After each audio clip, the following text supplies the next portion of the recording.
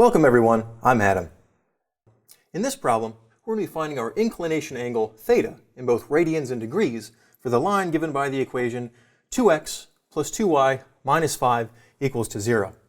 So to get started, what we're going to use,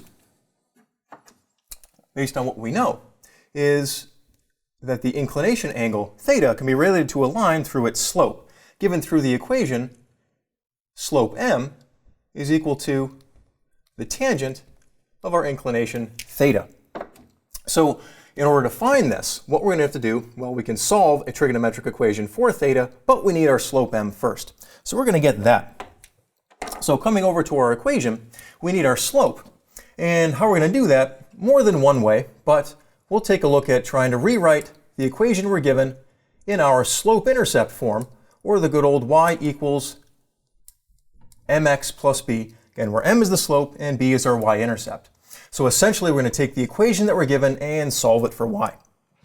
So doing that, so we're going to take all our terms without y, bring them over to the other side. So we'll subtract 2x and add 5, and that'll give us 2y is equal to, say, minus 2x and add 5, so plus 5.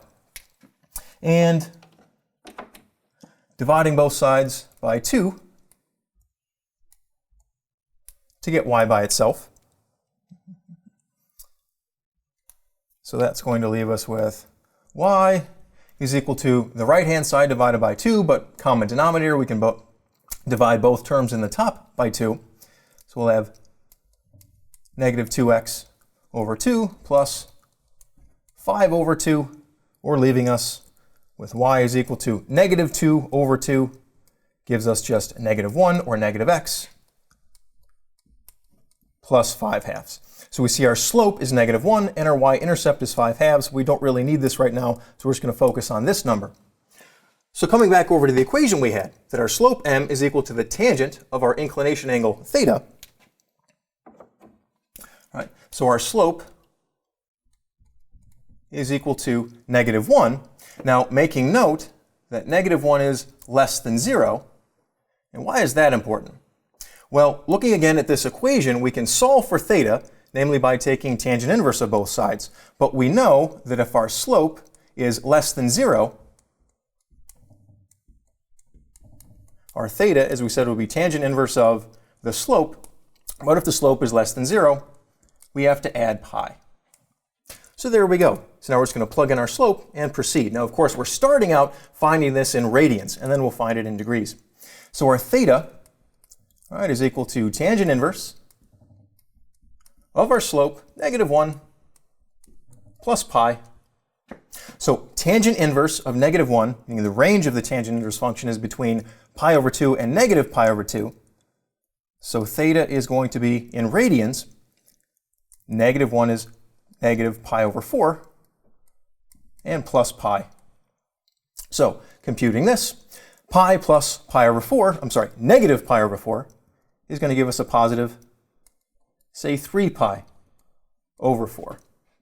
And as we said to start out, this is in radians. All right, now what about degrees? Well, we could take the number we have here and just convert it to degrees, but we'll go back and just look at the original equation that we had and start from the beginning. So in degrees, tangent inverse of negative 1 instead of negative pi over 4 in radians will just be negative, say, 45 degrees, and plus pi radians in degrees would be plus 180 degrees. So negative 45 degrees plus 180 degrees gives us positive, say, 135 degrees. So there's our inclination angle theta, 3 pi over 4 radians, or 135 degrees. Thank you very much.